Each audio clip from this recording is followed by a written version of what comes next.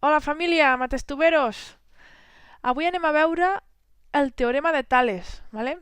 En Tales de Milet, va ser un il·luminat de l'any 624 abans de Crist. Imagineu, en aquella època que no hi havia ni tele, ni internet, ni sèries, doncs què havia de fer la gent? Doncs el que no fem avui dia, pensar.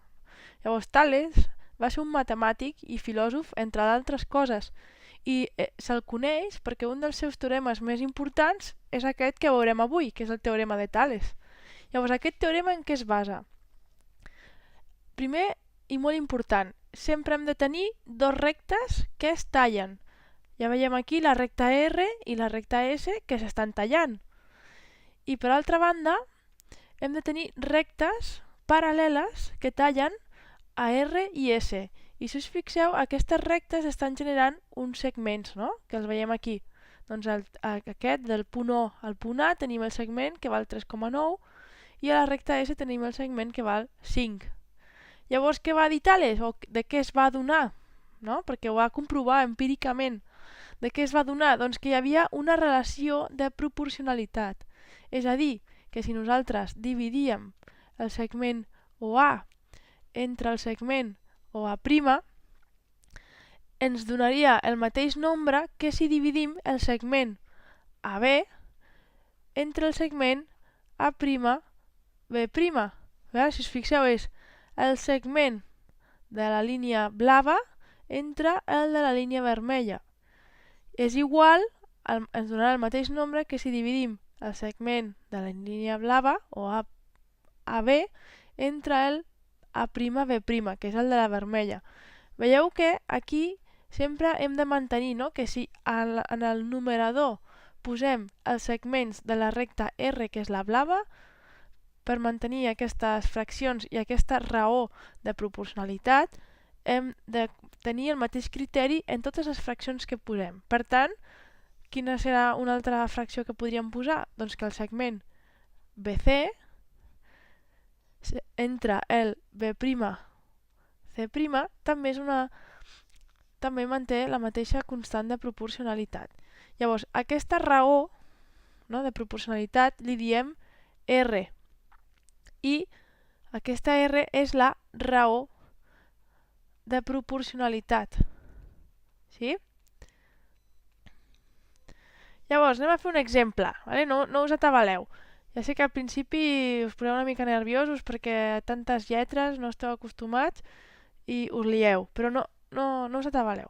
Per exemple, imaginem que volem saber doncs, el valor de la I. No? Anem a veure quan val la I. Llavors, què hem de fer? Doncs per saber el que val la I en aquesta figura, doncs hem d'agafar el segment que conté la I. No? I què faríem? Doncs el segment OA, no? Que és la I, dividit entre el segment de l'altra recta, 3, serà igual a el segment OA, que és 3,9, dividit entre OA', que és 5. I fixeu-vos, què ens queda ara? Una equació amb una incògnita, i això ho sabem resoldre. Com ho resolem? El 3 que està dividint la I passa a l'altre cantó com? Multiplicant, no? I ens queda que la I serà igual a 3,9 partit 5 per 3. I si posem això a la calculadora, ens donarà que la I val 2,34. I el mateix podem fer amb la X. No? Imagineu-vos que volem saber el que val la X. Doncs per saber el que val la X, no? Ara volem saber la X, què farem? Doncs mireu, 5 partit X ha de ser igual, doncs un altre cop podem posar a 3,9 partit 5. I ja ho tindríem. Ara què? Per aïllar la X, doncs la X passa a l'altre cantó multiplicant, no? I aquest 5 passa a l'altre cantó també multiplicant. I què ens queda? Ens queda 5 per 5 és igual a 3,9 per x. I ara el 3,9 que està multiplicant la x passa a l'altre cantó dividint, no? I què ens queda?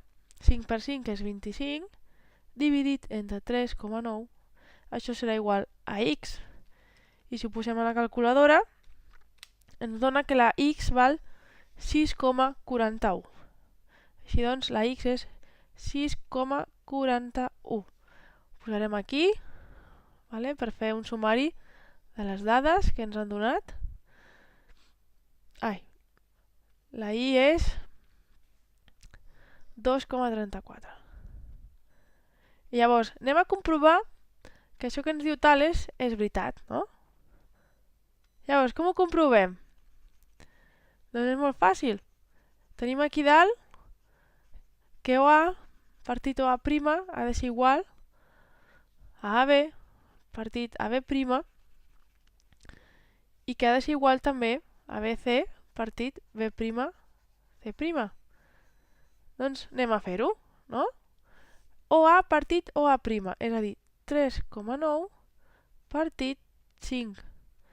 Això què ens dona? 3,9 dividit entre 5, 0,78. AB partit A'B', 2,34 partit 3. Què dona això? Doncs 0,78.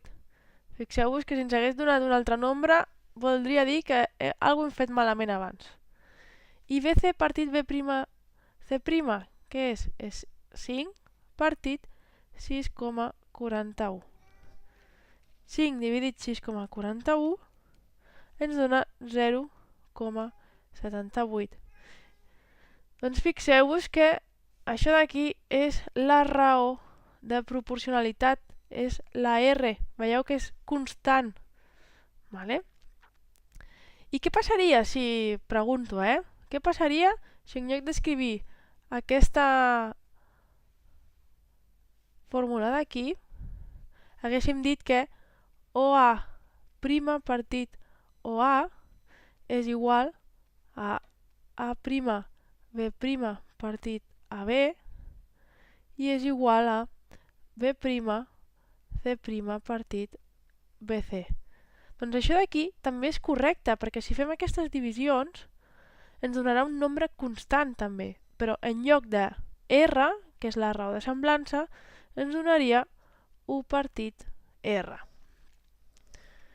Llavors, si teniu dubtes sobre el teorema de Tales o voleu practicar, us recomano que mireu els exercicis amb el teorema de Tales, que són altres vídeos que tenim al canal, i dir-vos també que el teorema de Tales és el teorema fonamental de la semblança de triangles. Llavors, si esteu interessats en saber de què va això de la semblança de triangles, que és molt semblant al teorema de Tales, mireu aquest vídeo que surt aquí a la part de dalt suggerit, feu-li una ullada i sabreu de què va això de la semblança de triangles. Vinga, matestuveros, a estudiar!